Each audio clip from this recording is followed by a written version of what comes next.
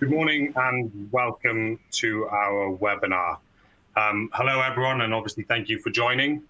This is our Road to Recovery post-COVID-19, and this webinar series is part of the Open Table In It Together webinar series. This is bringing together industry leaders from the hospitality community, and we're excited, very excited today to have Pardo from Ibérica and Vivek Singh from the Cinnamon Club. Thank you very much for joining, and we'll have some introductions shortly. My name's Scott Hudson, and I'm one of the directors here across the EMEA region for Open Table. Before we begin, a couple of housekeeping rules for you. If you do have any questions during the webinar, not sure where it is on your screen, but there is a Q&A engagement tool that you can put a question in on there. We'll do our best to answer as many of these as we can. We may run out of time, and during the dry run, it was a fantastic conversation, so I'll do my absolute best to keep us to time, but we will have some time at the end for some Q&A, but if we don't get around to all of those questions, then we will most definitely send out a follow-up email for you. And those questions we will keep them anonymous, so please, please, please, no matter what question you have, feel free to answer it. We won't call out your names on that front. You will also see, or we'll talk about potentially some resources, and you'll see a resource list as well on your screen. And the last point, this webinar will be recorded. We won't take offense if you want to drop off and not be part of a recorded webinar, but it does just mean then that we can make this on demand at a later date, or if one of you does have to unfortunately drop off, you can then catch the rest of it. So without further ado, let's get started. It's been several weeks since restaurants reopened their doors and started welcoming guests back in to dine in the restaurant following months of closures. Since then, the way the country's dined out has changed radically, and there have been many new rules and regulations for restaurants to navigate, from operating social distancing measures in place, understanding reduced capacities, of new hygiene protocols, and that's just to name a few. Operating in hospitality industry has never been more challenging, and everybody is having to adapt. I think about even from an Open Table perspective, we've updated all of our suite of products. We've introduced a whole raft of new financial support packages, effectively wiping out all fees until the end of 2020. And from the conversations that I'm having, it's exactly the same across all operators and suppliers across the whole industry. Today, with our guests, Vivek and Marcos, we'll look at how those first few weeks have gone for them since they started opening their doors to in-house diners, how they're adapting, what they've learned, and what they're doing differently now to get used to the new normal. And how many times will I say new normal today? How many times are we all probably saying new normal? But we'll try and understand what that is for our esteemed guests and share some of their thoughts and how they're going to continue their road to recovery. So enough from me. Hand it over now to a couple of introductions from our guests, from Vivek and then Marcos. If you could just introduce yourselves and just let anybody that doesn't know on the call who you are and the type of restaurant or restaurants that you operate before we get into the questions, that'd be fantastic. Marcos, would you like to go? Yes, so I'm Marcos Fernández. I run two brands, Ibérica Restaurants and ArrosQD. They both focus on Spanish cuisine. Ibérica has 7 restaurants in London, Leeds, Manchester, Glasgow, and we are basically on the premium casual market. And then ArrosQD is a premium type restaurant that just opened 6 months before shutdown. And we'll start relaunching now.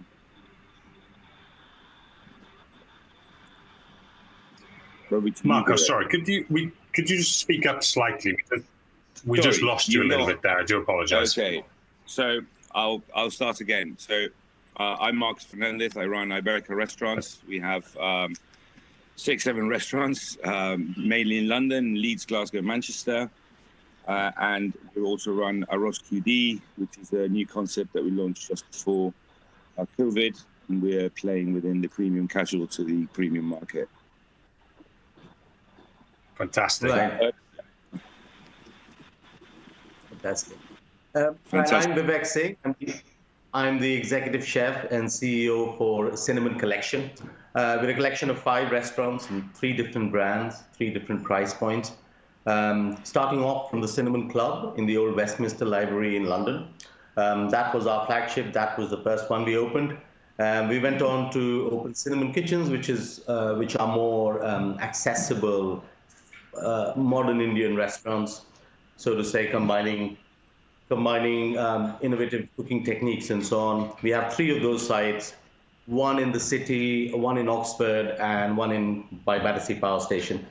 And then we have Cinnamon Bazaar, which is our most accessible of all restaurants. So between the 5 of them, they all have different menus, different price points, but they all kind of are born out of the same ethos of innovation, of creativity, that of bringing something new in the Indian dining scene to our audiences. So that's where we are. Fantastic. Thank you very much for those introductions. And to kick us off, Marcus, could you maybe just give us an overview, a highline overview of how you found it since that first day that you've reopened to take diners into the restaurant? Like, how's it been for you?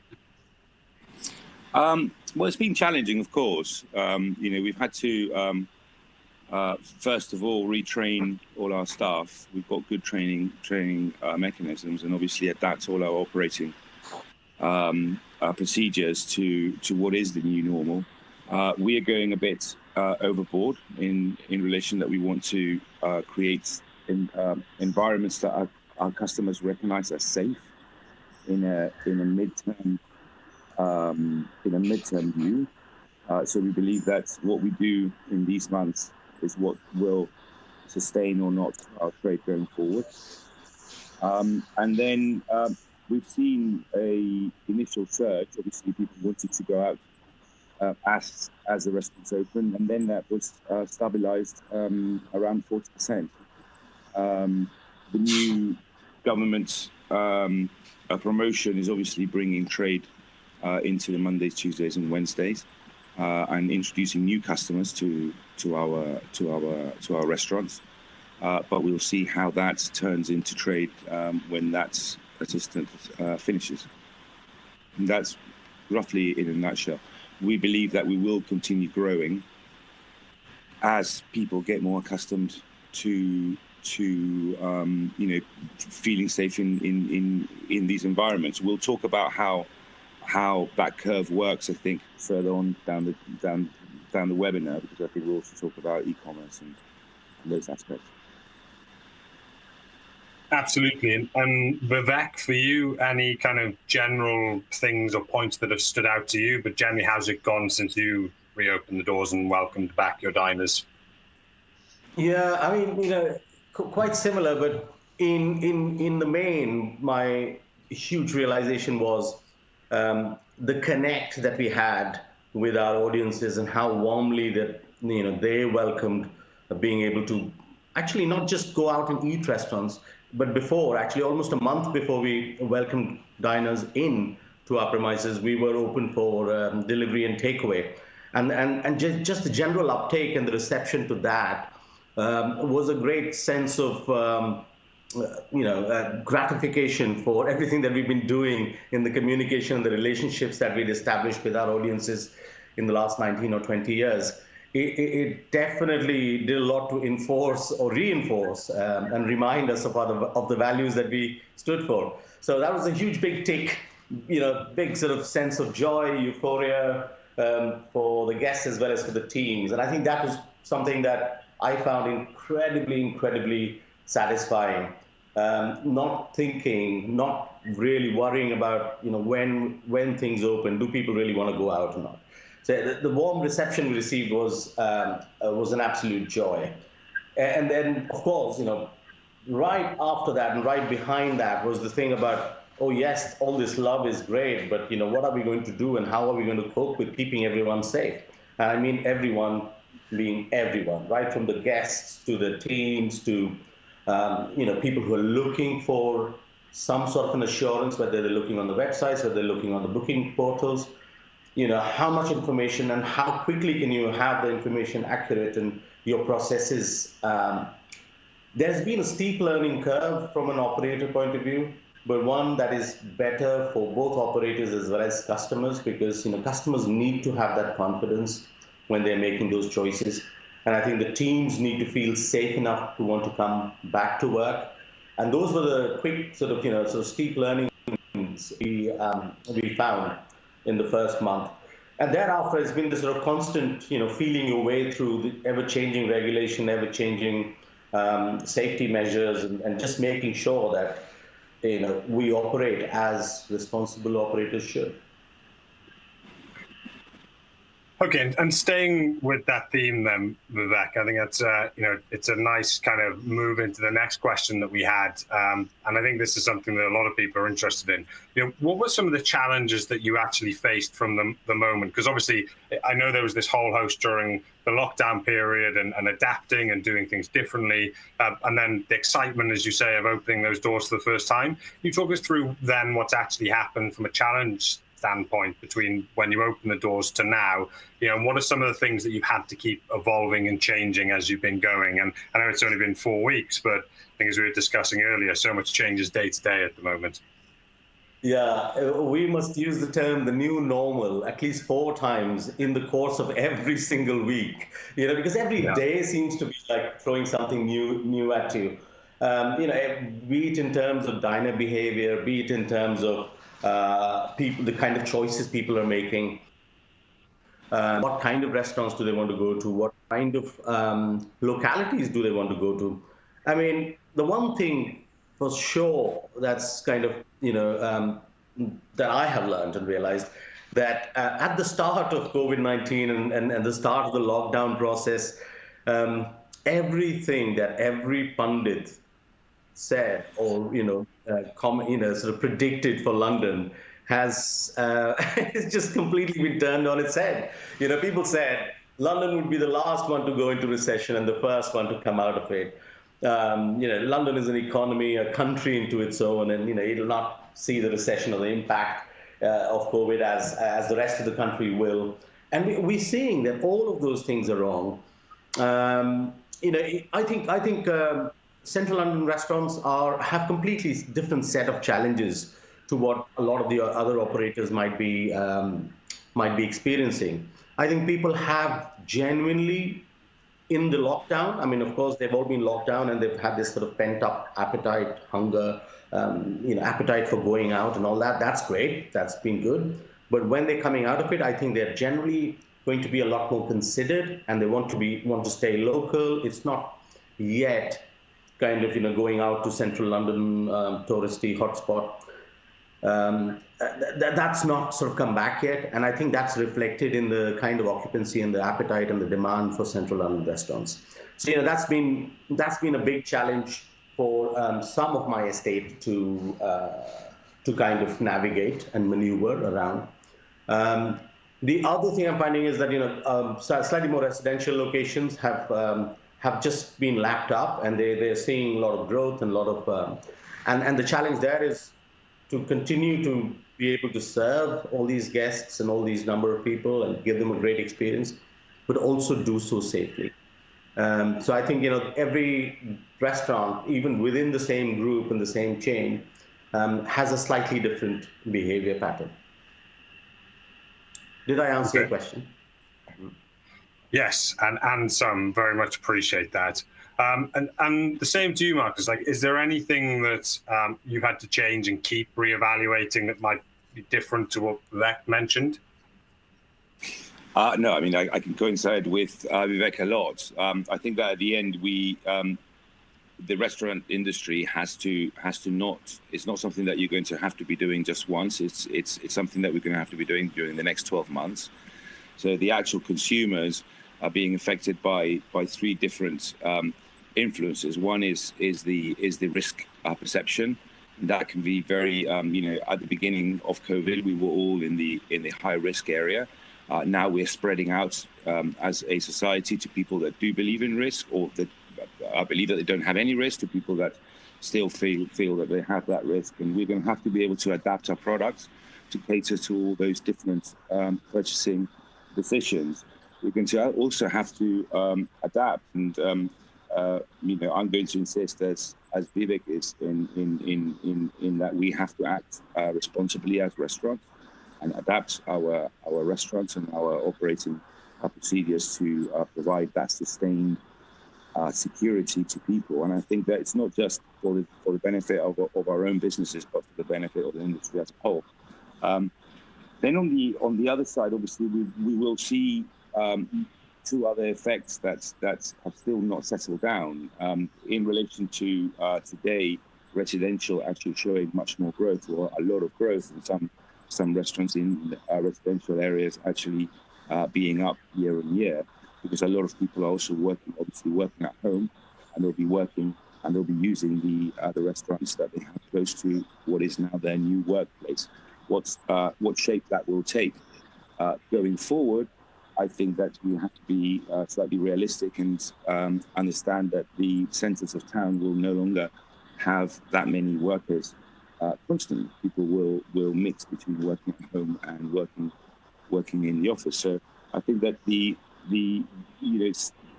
depending on what type of operation you run, if you're a casual or premium or not, you will work better in the centre or work better into residential, and that's something that we're going to have to be seeing as we go.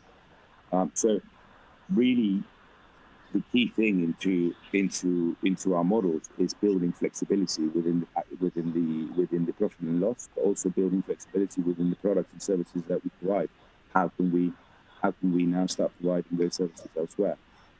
So I think it's just an ongoing thing. No one has a crystal ball. The new norm has not been defined yet. It's being defined as we go. It's still very fluid. It's so true. Exactly. Yeah. No, and Mark, I think you mentioned something that was really interesting to me when we were talking earlier, which is around how you've maybe had to repivot some of the business to maybe be a little bit more marketing focused, and that's a change that you acknowledge you've needed to make. Could you maybe talk about that a little bit and maybe explain why you felt you might need to make that change? Well, I think that the whole thing, because when we're talking about opening, we've been open since April. The things that we've been open for are delivery, pre-cooked, and not just products, but now we're also developing services to try and take the services that we do in the restaurants into the homes. So I think that all that really started by ourselves questioning ourselves. What is it that we are? So, we are a company that provides gastronomic experiences before within the constraints of brick and mortar within a restaurant. But in the moment we question that thought, we already obviously acknowledged that we were doing catering already outside of our restaurant. And from there, we've had to develop ways of getting to our customers. And that started by joining in our customers who and providing both ingredients, recipes, but also video conferencing where they come with us. And then you take that whole process to the stage of someone who's very scared, who only wants to go home. Someone who's a bit less scared. We're just losing you slightly. Sorry to interrupt, Mike. Just losing you slightly again. You are? There we go. There we go. So I was saying, so we are providing products that cater for the product. So for the purchasing decision that the customers will make according to their fear level. So someone who's very, very scared will only want to cook at home. We can join by providing specialist ingredients, and also by providing video conferencing services so that they cook with us and with our chefs. The next level is people that will then feel that they do want to have pre-cooked food. And, we've catered that into two different segments. Then we go onto our catering, but then these channels, as people start going back into offices, we start producing products that then cater for people in the office. So it's how and to be able to do all that, we've had to completely change our company, and with that, obviously, a complete rehaul of the marketing team, because now we're not only marketing restaurants, now we are marketing, e-commerce, and our delivery businesses and services that we do through video conferencing. And we are now launching a online sommelier now. All the meat makers that we used to do with important winemakers or the key producers that we work with are now happening online, and that's another type of services that we are providing. So it's how the company can change to be able to tackle this massive uncertainty that we're all facing. Yeah, and I think when we were talking about surprises, Vivek, like I think those added services now, delivery was something I think that you mentioned that particularly stood out to you. So it'd be great just to get your perspective, Vivek, on what the surprise maybe about delivery was, or how it maybe was different to what your expectation of it might have been, and maybe just any other things that have stood out to you since you've reopened that were a little bit of a shock. That's a really good question. I've operated restaurants in central London for 19 odd years and close to 20 now. And as chefs, we've always turned up our noses at delivery, and it's never been a big part of thing. In fact, I actively never did delivery at a cinnamon club or for the initial cinnamon kitchens. I only had delivery from two of my sort of newest restaurants, one in Battersea and one in Oxford. And pre-COVID, delivery was like that, so small, so tiny that you couldn't even, there was nothing worth writing home about. And it was just, we had it because that's where everybody said the market was going. You needed to have it. But I don't think it ever really caught up or was anything like it. And post-lockdown, when we opened, we were beating last year's numbers just out of delivery. Now, we realize it's a completely different world. You need to be able to order both these verticals. Of course, the ability for people to come and enjoy a really good experience within your premises and your environment, but also the ability, if they want to take this experience at home and enjoy it at their sort of time and in their environment, then they should be able to do that. And so a lot of the new stuff that we found, whether it's deliveries, whether for some operators it's home cooking kits, some it's products, and some, in my case, I've even done a couple of online cookery masterclasses. The cookery masterclasses I used to do in the restaurants were very, very popular, but we haven't been able to do them in person for the last 4 or 5 months, and there was a lot of huge pent-up demand. So people wanted to do that, and I have ended up doing a few of these. Now, so all of these revenue streams or not, but streams nonetheless, are opening up to people, and I reckon some of this will stay. It's not, not all of this will fall off, but as things develop and as things change, when people start coming back to offices, I think they will want to have a lunch at the desk, so that might be a new thing coming in, and it means that maybe lesser people are ordering a takeaway for dinner. That might happen, but these new things, new experiences, and new revenue streams that restaurants have found, a lot of them are here to stay. And I think for each restaurant it's going to be different, and each business is going to be different. They will find different things work really well for them. So the sommelier thing might, it's a fantastic idea, Marcus, and I think that's something that will stay. I think that will stay, when people have developed it and have got a taste for it. So yeah, that was these have been the sort of learnings so far. Yeah, and I think things like the the masterclass over video and the sommelier over the phone, like things that you can actually do at home, just generally if you have small children or if you just can't get out, like these are things you say that could well end up staying as we move into our new normal. That's my second time today. So, Bugs, is there anything on your side then that you were shocked about that kind of stood out to you, different to what you've already mentioned? Do this question is brings what I was thinking when you were saying surprises so many times, but things that when you have 20 surprises a day, they sort of stop being a surprise.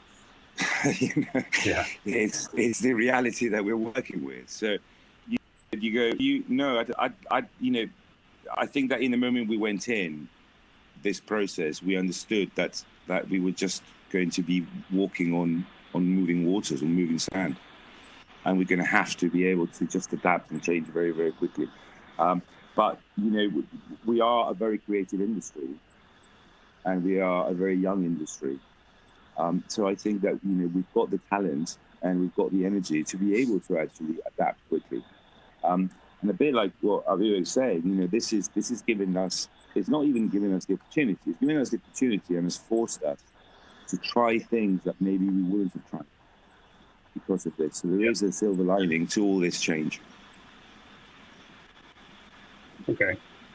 And I suppose looking, forwards, to the next few weeks and so forth, what have you found that's been useful, that's been helpful? Like, what are the key things, or just some of the things you might be able to share with our audience that you have personally found that's been helpful right now, whether it's a resource, whether it's doing something in a certain way with suppliers and so forth?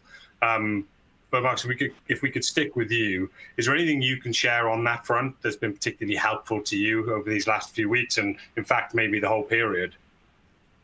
Yeah, I mean, it's been a very difficult period, and there we're just not going into operating issues. We're going into corporate and balance sheet issues, that have been caused by COVID. And I think that we've had a very close relationship with our landlords, with our banks, and most importantly with all our suppliers who've understood the situation. But I think it's been by also on our side making a very open viability plan for everyone. I think that's one very important thing is deal with everyone around you. You yourselves, Open Table, have been helping us. Our PR company has had to change how they act to help us through all this process. Obviously, we've also been using new forms of interacting with our customers and keeping them engaged. And how can we not lose our customers who are at home, and how can we still keep something going on with them, so that they're ready to come back to the services that we provide. So I think that it's all that, and then I still insist again, it's the biggest help that any company has is its business, it's its team. Without our team and the effort that they've made to retrain themselves and to keep on changing themselves, nothing that we're doing now is possible. So those are the real helps that we pull on, mainly your team. Okay. And Vivek, anything from your side to add to that you found particularly helpful? Yeah, I mean, it became very evident even as COVID-19 and the entire sort of lockdown thing was unfolding. It became really evident that the world wasn't going to be the same when we return as we left it. Just pre-COVID.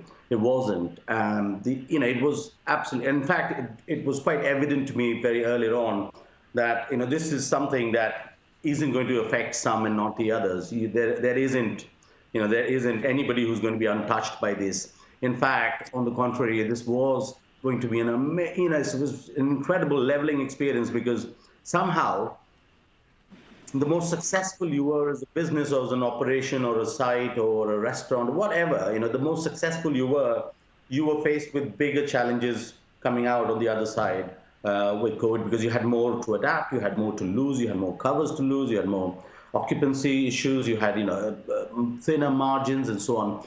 But so that was the challenging bit of it. If you have been running businesses a certain way and getting used to doing things a certain way, that is a challenge.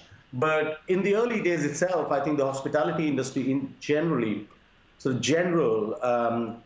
demonstrated how creative and how agile and how nimble they were in terms of adapting and very quickly, sort of stepping up to the plate to help others out. Where be it sort of sharing recipes over, or some people cooking for NHS and fundraising in hundreds of different ways over social media and beyond. Even during lockdown, I mean, it was an amazing reinforcement of the belief that this is an ecosystem that does help each other out. Be it suppliers, we've been very lucky. We had guests, we have teams that were bought in, but more importantly, the suppliers showed us that they really care, including Open Table. I have to say, it's been a real sort of a big weight off the shoulders for, with the support that Open Table has come up throughout and has conducted itself in a way that, shows and demonstrates that it cares for the ecosystem that it operates within.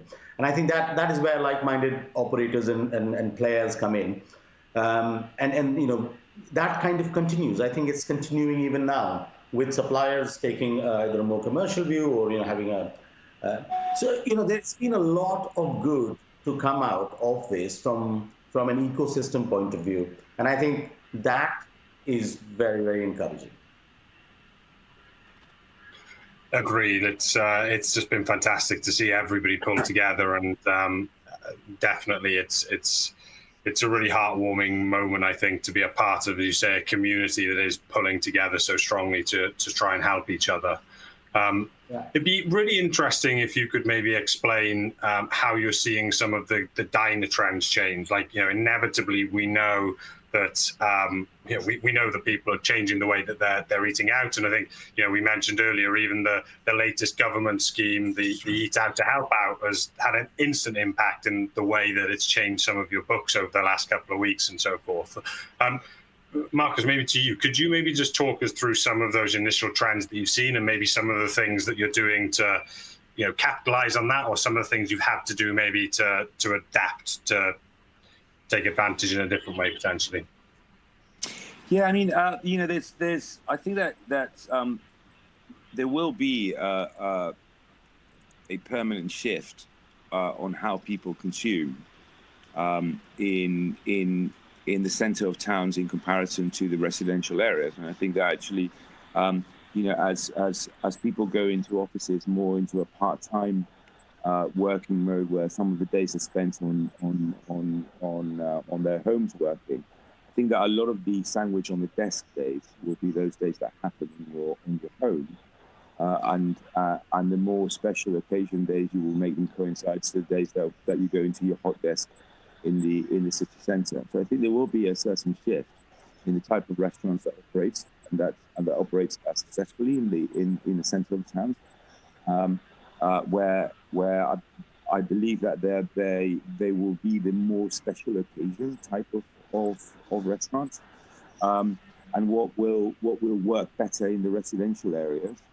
I also, I was seeing, for example, news on Pret. I mean, if I was the CEO of Pret, I'll be a bit lost on how sandwiches will be consumed in the UK going forward. It's a question that I was trying to answer myself, and I really couldn't.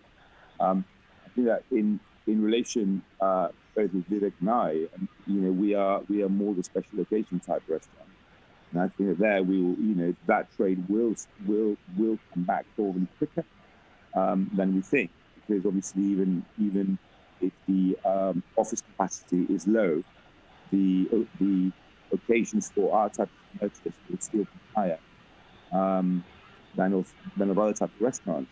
What other things we're actually counting is how do we approach those residential areas without having to make massive investments in property at this moment, and that's been our whole e-commerce and our delivery push, and we want to try and make it slightly more sophisticated. When we manage to identify waiters and chefs with antibodies, then we can provide catering at home, for example, in a more secure environment. So it's how can we tackle with that and those changes. And initially at this moment, I think that the aid that we're getting on customers with these £10 is introducing new customers to our restaurants, and hopefully we're able to retain those customers going forward. But we're also focused on how do we bring our customers back as they come in, and again we go back into being able to provide a safe environment for it is key. Yeah. Okay. And Vivek, can you talk about some of the changes and trends that you've seen already? The changes I've seen, and I have been sort of expecting it for some time now. It's, I think diner behavior is and dining sort of choices are going to be a lot more considered going forward. And that's no denying that. People will think a little bit more about how often they're eating out, what kind of restaurants do they want to go. I mean, the early indicators seem to suggest that people want to stay local and also support small businesses. So, that's definitely coming through in everything I'm seeing, and whatever I'm hearing from speaking to guests and speaking to clients and what have you. So, that's not necessarily a bad thing. That's quite good. I think if you take a step back, you will realize that, a lot of time people have been sort of stuck in their houses, no options to go out and no opportunities to order takeaway or deliveries for a long, long time. They've actually learned how to cook. They've been, inundated with things on social media and recipe shares and whatever else have you. And people have, kind of learned how to cook. So I suppose they have probably got a slightly better handle of how much things cost, if you were cooking them yourself. So, I think they will be looking for better value when they go to restaurants, or the kind of restaurants that they choose. They will want to go to places where they're getting things that they can't do themselves, or they can't buy those ingredients themselves. So that desirability will become quite a good driver going forward. The other thing is that, of course, people have also been cooking a lot, and or perhaps even ordering takeaways a lot, and they realize how much hard work it is to be doing all the washing up and everything else. So I'm hoping that they will have a much increased, much improved appreciation of what a luxury it is to be waited upon in a restaurant, and they'll have a slightly better understanding and appreciation of it. And I think that is something that hopefully should bring them back to restaurants, saying, look, I can cook this myself, or I can order it takein, but I still have to do all the washing up. Where's the fun in that? Agreed. And I think your point about, people wanting to support local businesses and dine local is something I think I agree with. We're hearing that and seeing that. And I think a lot of our campaigns over the next couple of months, are also geared in that way, because it seems to be what people want right now, which I think is fantastic for the local businesses, as well. So just looking now, slightly time conscious, just to bring this to a little bit of a close. Just very quickly, I'm just intrigued to ask both of you, some of these new practices that you've brought in, like delivery in locations that you might not have done before, or, the sommelier and so forth, are you going to keep them for the foreseeable future, or do you think there'll be an expiration date on them, or you're just going to play them out and see whatever they continue to add value? No, I think they will stay, and in our view, we're going to keep on evolving products. So I think it's more what the products and services through those channels, which ones of those stay. But in relation to the channels towards the customer, I think that the restaurants will have to have more than one channel and do services outside of their properties, without doubt. It's yeah. Sorry. Me too. I think a lot of these things that we've introduced new, they will stay for as long as they need to stay, or they have legs. And there might be some things that you've experimented with, and after a while you feel that there's not enough value in it, or there's not enough appetite for it, and they may fall off. But that is just business, life in business generally. So we will, for most of the new things that we've experienced and found, we're going to stick with. Yeah. Great. All right. And one of those questions, I'm thinking about some of the conversations we've been having recently. We know September is maybe a date where some of those restaurants that might have waited to open up are looking at as an opening date. So for anyone who's listening who hasn't opened up yet, are there any little bits of advice that you think that you could give to them that you maybe wish that you'd have known just before you opened? But is there anything that you're saying to your colleagues, your friends, and people in the industry right now who are about to open that you could share that they might be able to take away and think about? I mean, the first thing that I would do is start if they haven't already, start engaging with their customers before they open. So that there is that buzz going on, and they do understand, and they regain that trust from them, because then it's a matter of trust again. It's how do you provide a environment that is safe for your customers to go to. And I think that's the key thing, and how you communicate that to your customers, so they feel that your establish is one that where their risk level is as low as possible. And that customer engagement prior opening, I think, is fundamental, so that you have a successful opening before that happens. Okay, and Vivek, same question to you. I'd say to people, I don't think this is not a race to open or anything like that. If you haven't opened yet, if you didn't open on the 4th of July, it doesn't make any difference whatsoever. For every operation, for every business, it's a different stage that they're at, and they might have a different time when it feels right, whether it's customer-led or it's based out of teams or risk or rents or whatever that might be. But I think the most important thing is to be optimistic and to be excited, and so getting the teams on side as well as the customer communication or the client communication. I think it's invaluable, as Marcus says. I think that's probably the first starting point, and the ability to be able to communicate and share all the changes that you've made and all the steps that you've taken to make your business more safe for both the teams. And I think it's important. We talk about customers a lot, but also it's so relevant to teams. I mean, the teams have been locked up, cooped up, on furlough or, whatever that is. It is an uncertain time for them too. And when you reopen your doors, it's not enough to simply have customers. And if your teams aren't sort of kind of, either feeling it or feeling secure enough, then, you wouldn't be able to get the message across. So I think it's really important to, to get the communication channels open up. And I think, if this is your purpose and this is what you do and this is your purpose in life and, your business and your livelihood and everything else, then it's always better to open than stay closed. Yeah, agreed. Okay, and final thoughts then before we move into the Q&A, and already seen some really interesting questions which I'm excited to put to you.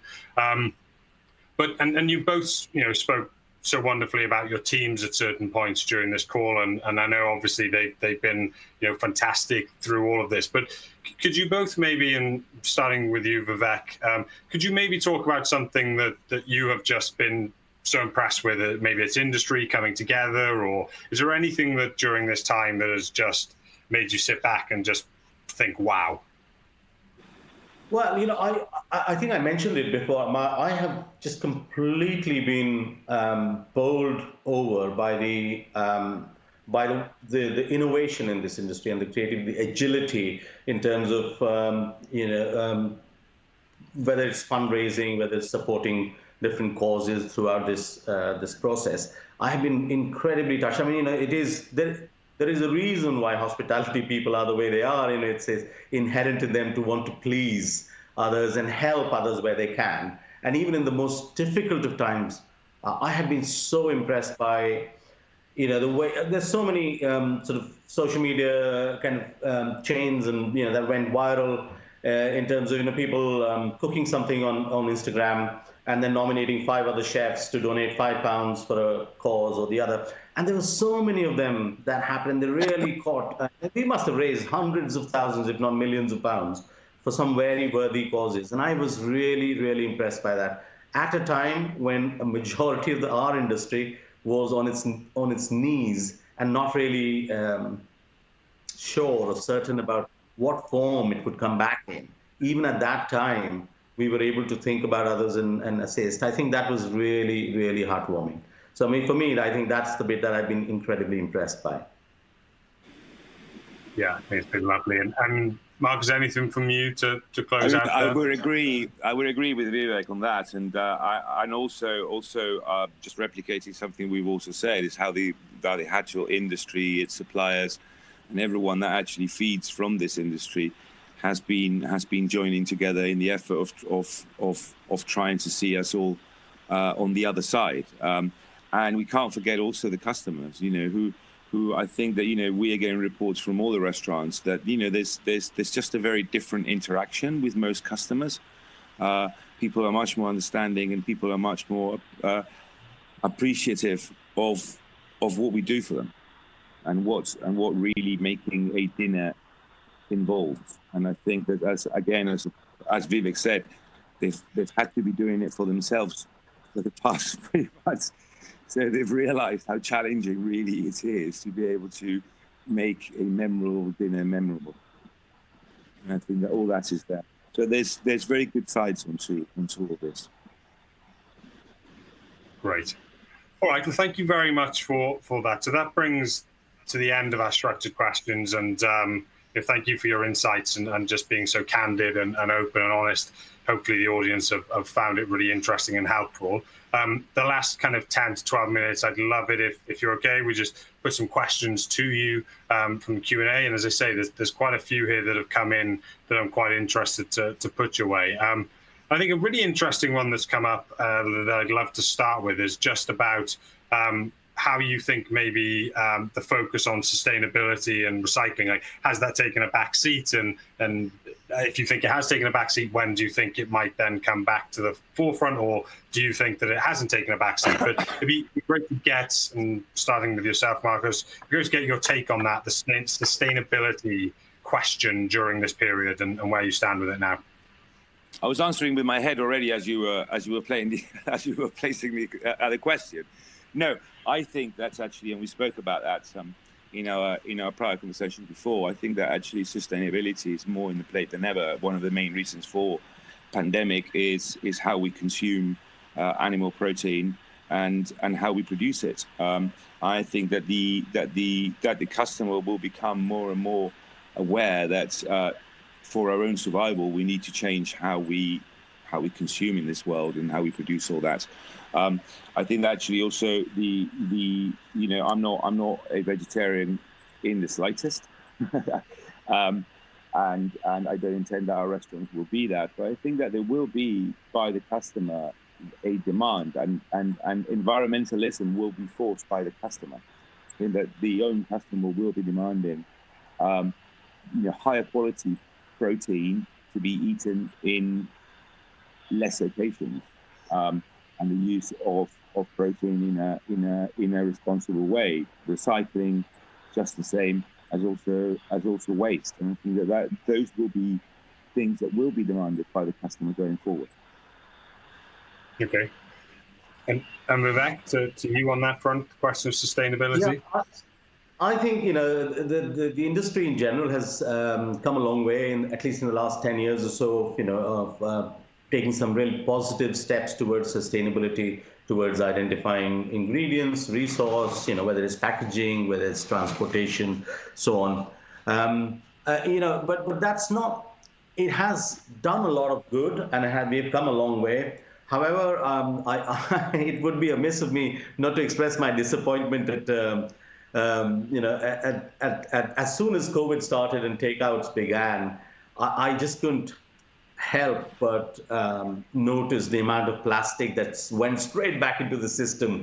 Whether it was sort of packaging containers, whether it was the delivery boxes, whatever it was. It just seems like we went into a shock. And at the moment somebody sees danger, or we have this tendency of sort of revert back to old behaviors. Suddenly, nobody was talking about sustainability or environmentally friendly packaging anymore.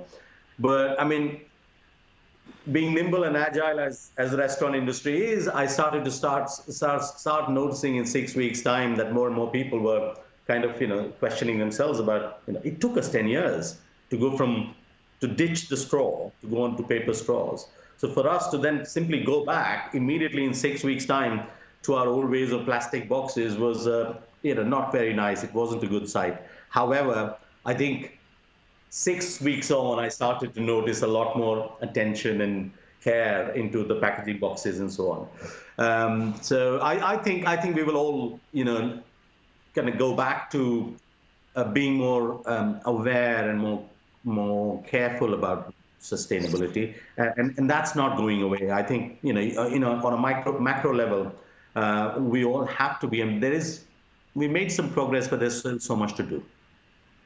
Yeah, agreed.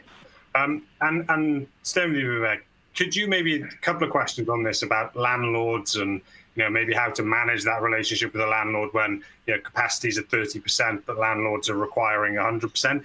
have you had any experience of that, or is there anything from your 20 plus years in the industry that you might be able to share that might help someone who's going through a problem like that right now? Putting you on the spot, I apologize. No, not at all. It's not something that has ever happened before in the last 20 years in London. And this entire landlord-tenant sort of relationship is just been one way. It's always been upward only rent reviews and so on. So I don't think anybody, neither operators nor landlords, have had any experience of anything like this before. And which is one of the reasons why I hope that there is going to be some sort of a code of conduct or some sort of a guidance coming in from the government in terms of how to conduct these negotiations.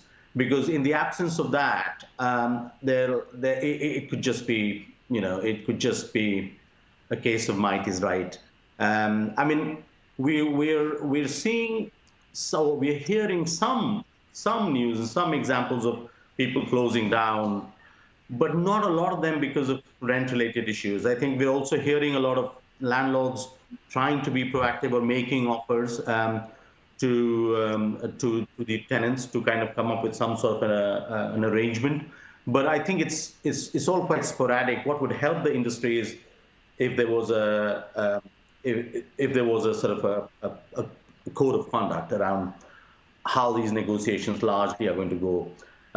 But in terms of asking for a better deal, from a tenant point of view, asking the landlord for a better deal, or asking for that matter any supplier, any one for a better deal than what you had before, I don't think that's a wrong place to be at all, because what we're going through right now,